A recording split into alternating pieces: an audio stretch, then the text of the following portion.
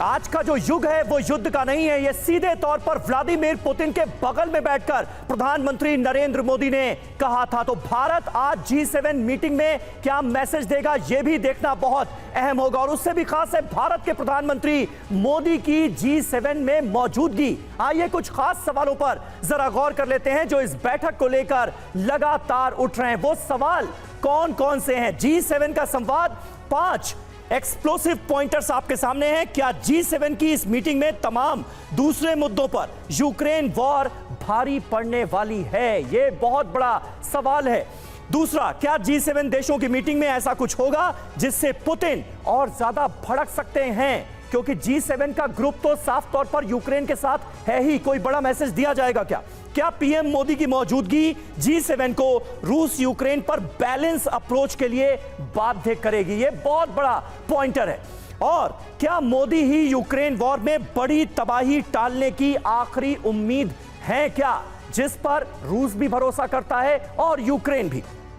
क्या G7 की इस मीटिंग के बाद या तो सुलह होगी या युद्ध तबाही में तब्दील हो जाएगा? इसके भी सीधे तौर पर आसार बनते नजर आ रहे हैं क्या? मनीष झा मॉस्को से हमारे साथ मौजूद हैं। मनीष, ये बताइए आसार क्या नजर आ रहे हैं? क्योंकि भारत पर यूक्रेन को भी भरोसा है, रूस को भी भरोसा है। G7 देशों की अगर बात की जाए तो सीधे तौर पर उनका साइड क्लियर है, वो यूक्रेन की तरफ है, इसलिए रूस उन पर भरोसा कर ही नहीं सकता। रूस को भारत से क्या उम्मीद है? देखिए समीर, सबसे पहले तो मुझे लगता है कि जेलेंस्की प्रधानमंत्री मोदी से मिलने की कोशिश कर सकते हैं। उनकी तरफ से लगातार भारतीय डेलीगेशन के साथ संपर्क साधा जा रहा है कि एक बायलैटरल मीटिंग हो जाए, तो G7 में मोदी और जेलेंस्की की मुलाकात हो सकती है। और जाहिर है कि ऐसी स्थिति में प्रधानमंत्री मोदी एक बार फिर जेलेंस्की को इस बात के लिए प्रोत्साहित कर सकते हैं कि ज़रूरत है कि अब इस युद्ध को खत्म किया जाए, क्योंकि जेलेंस्की का मानना जरूरी है।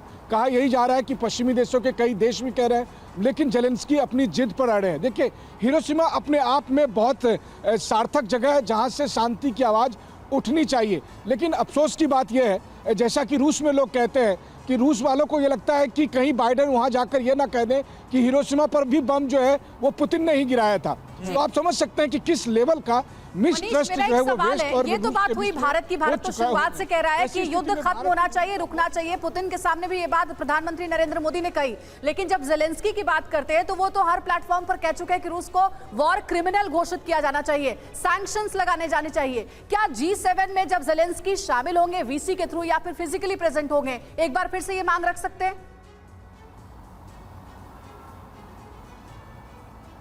बिल्कुल, देखिए, कहा यही जा रहा है कि जेलेंस्की वहां पर अपना एक पीस प्रपोजल लेकर जाएंगे और उसमें वो G7 कंट्री के साथ बैठकर पीस फार्मूला निकालने की कोशिश करेंगे। अब आप मुझे बताइए कि जिस युद्ध में एक तरफ रूस है और बगैर रूस के क्या कोई पीस फार्मूला निकल सकता है? और अगर ऐसे किसी पीस फार्मूला की बात हो रही है तो इसका मतलब है कि वो पूरी दुनिया को बेवकूफ बना रहे हैं। वो सोच रहे हैं कि बगैर रूस के अगर वो कोई पीस फार्मूला निकाल लेंगे तो ये कैसा शांति प्रस्ताव होगा।